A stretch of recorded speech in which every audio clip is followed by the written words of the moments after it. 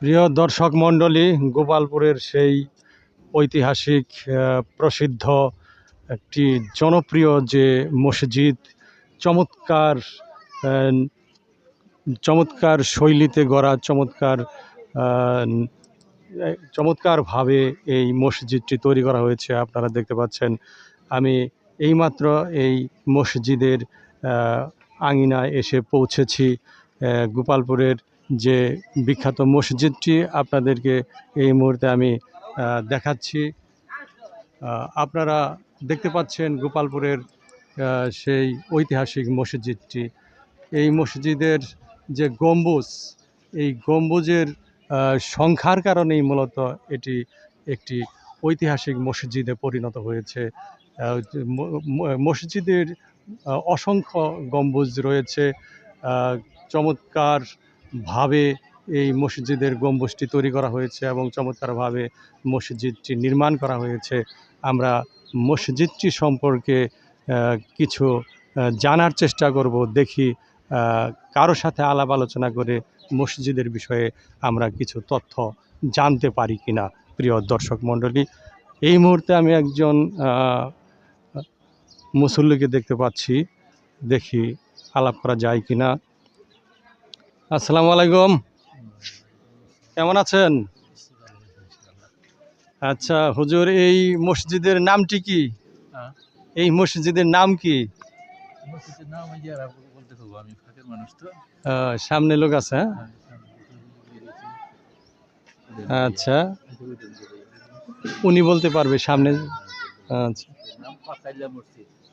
আচ্ছা, দেখি।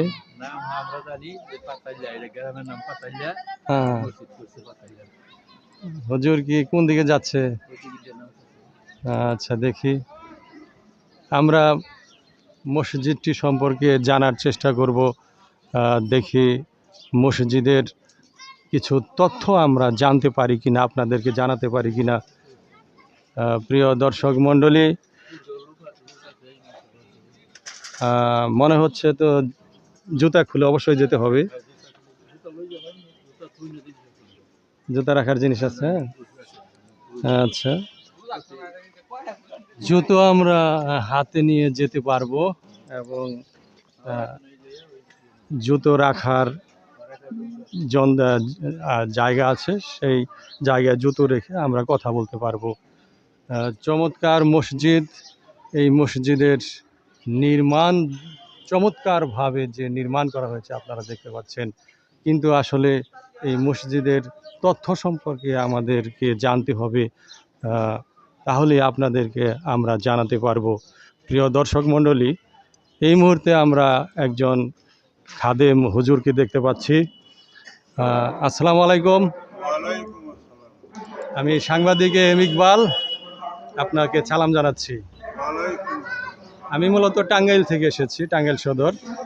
আসলে আমরা জানি যে এই মসজিদটি খুবই বিখ্যাত, জনপ্রিয় মসজিদ। এই কারণে আমরা দেখতে আসি অনেকেই। আসলে আপনার কাছে জানতে চাচ্ছি যে এই মসজিদ কেন এত বিখ্যাত হয়েছে, কিভাবে বিখ্যাত হলো? এখানে মসজিদ এরকম কারুকার্য মসজিদ বাংলাদেশে কোথাও নাই। এই জন্য এই মসজিদ বিখ্যাত নামে উপাধি পেয়েছে।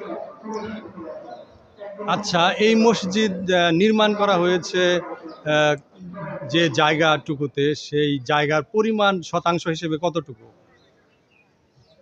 আনুমানিক 30 শতকে 1 বিঘা, তো 3 বিঘা জমিনের উপর এই মসজিদ নির্মাণ করা হয়েছে।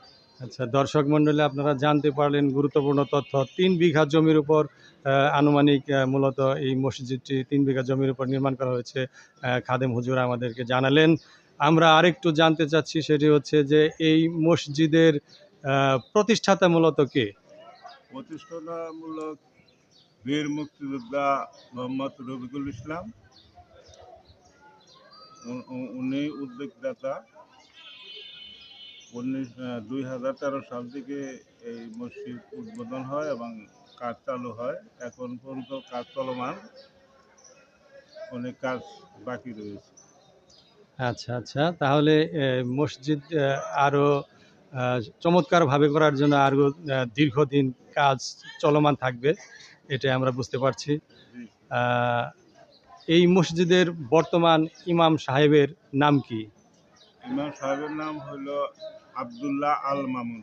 আব্দুল্লাহ আল মামুন হুজুর। জি আচ্ছা, আর আপনি তো এই মসজিদের খাদেম, জি জি। আপনার নামটা জানতে পারি? আমার নাম মোহাম্মদ হেলাল উদ্দিন। আচ্ছা, আপনার নাম হচ্ছে মোহাম্মদ হেলাল উদ্দিন। আপনার বাসা? আমার বাসা এই গ্রামে। গোপালপুরি বাসা। এই মসজিদের প্রতিষ্ঠা বাড়ি আর আমার বাড়ি একটাই। আমরা একই মসজিদের বংশের লোক। প্রতিষ্ঠাতার বাড়ির পাশেই আপনার বাড়ি? হ্যাঁ, একই বংশের লোক আমরা। আচ্ছা, এই যে বিখ্যাত ঐতিহাসিক মসজিদ, এই মসজিদ ঐতিহাসিক হওয়ার মূলত আমরা কারণ বুঝতে পেরেছি যে অসংখ্য গম্বুজ রয়েছে, এটা আমরা জানতে পেরেছি। আসলে আমরা জানতে চাচ্ছি যে এই মসজিদের মোট গম্বুজের সংখ্যা কত? মোট গম্বুজের সংখ্যা হলো 201টা। 201টি গম্বুজ রয়েছে, এ কারণেই মূলত ঐতিহাসিক এবং বৃহত্তম এবং ঐতিহাসিক মূলত এই গম্বুজের দৃষ্টিতে, গম্বুজের কারণেই। আর আরেকটু বলা যায় সেটি হচ্ছে যে এই যে চমৎকারভাবে নির্মাণ করা হয়েছে, এই মসজিদের কারুকার্য অত্যন্ত চমৎকার। এই কারুকার্য নির্মাণ শিল্পী যিনি, তার ওনার নাম কি? কারুকার্য নির্মাণ শিল্পী কে? নির্মাণ শিল্পী তো মনে করুন যে আমাদের বাংলাদেশের কারিগর, হ্যাঁ হ্যাঁ, যারা ভালো টাইলসের কাম করত হ্যাঁ। তারাই করছে। দু একজনের নাম কি আমরা জানতে পারি? না, আমরা নাম অবশ্য জানি না। হ্যাঁ হ্যাঁ, তখন যে কাজ করছে এত নাম তার জানা হয় না, হ্যাঁ। নাম বলতে পারি না। আচ্ছা, তো সবচেয়ে ভালো হতো এই কারুকার্য যারা শিল্পী, কারুকার্যের নির্মাতা, তাদের নাম ঠিকানা যদি আমরা জানতে পারতাম আরো একটু ভালো হতো দর্শকদের জন্য। তখন মনে করেন যে 300-400 জন করে কারিগর এখানে কাজ করছে।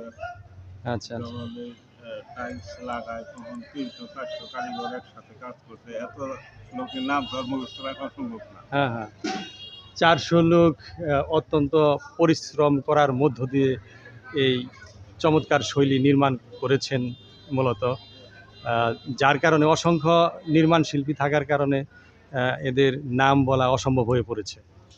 এটাই আপনার মতামত, ঠিক আছে? আচ্ছা, এই মসজিদটি মূলত আপনি কত সালে নির্মাণ হয়েছে বললেন? 2013 সাল। 2013 সালে নির্মাণ করা হয়েছে। আচ্ছা, এই মসজিদের উদ্বোধক কে ছিলেন? উদ্বোধক প্রতিষ্ঠা হ্যাঁ হ্যাঁ, মালিকের আম্মা ছিল জীবিত। সে জীবিত থাকতে উদ্বোধন করে 3 মাস পরে উনি মারা গেছেন। আচ্ছা আচ্ছা আচ্ছা, অনেক তথ্যই আপনার কাছ থেকে আমরা জানতে পারলাম। তথ্য দেওয়ার জন্য আপনাকে ধন্যবাদ। আমরা ঘুরে ঘুরে আরেকটু মসজিদের কারুকার্য দেখব, সেজন্য এখান থেকে বিদায় জানাচ্ছি। ধন্যবাদ।